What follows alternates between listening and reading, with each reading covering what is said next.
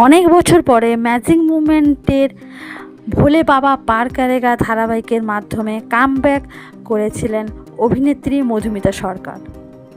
অন্যদিকে তার নায়কের চরিত্রে নীল ভট্টাচার্য যথেষ্ট জনপ্রিয়, তাই তাদেরকে নিয়ে সবাই অনেকটা এক্সাইটেড। কিন্তু ধারাবাহিকের সম্প্রচার সামনে আসতে মন খারাপ হয়েছিল দর্শকদের। অবশেষে টিআরপি তালিকায় চোখ দিলে দেখাই যাচ্ছে দর্শকেরা ঠিক অনুমান করেছিল টিআরপিতে ব্যর্থ ভোলে বাবা পার করেগা। সেরা 10-এ আসা তো দূরের কথা, প্রতিপক্ষ ধারাবাহিকের থেকে অনেকটাই পিছিয়ে থাকছে ধারাবাহিকটি।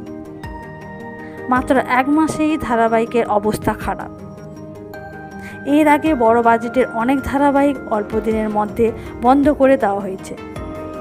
তাহলে কি ভোলে বাবা পার করেগার ক্ষেত্রে কি এমন কিছু অপেক্ষা করছে? ধারাবাহিকের টিআরপি ভালো নয়, তবে পরবর্তী দিনে ভালো টিআরপি হতে পারে আশাতে রয়েছে কর্তৃপক্ষ। ভালো টিআরপি না হলে কিছুদিনের মধ্যে শেষ হয়ে যেতে পারে ভোলে বাবা পার করেগা ধারাবাহিকটি।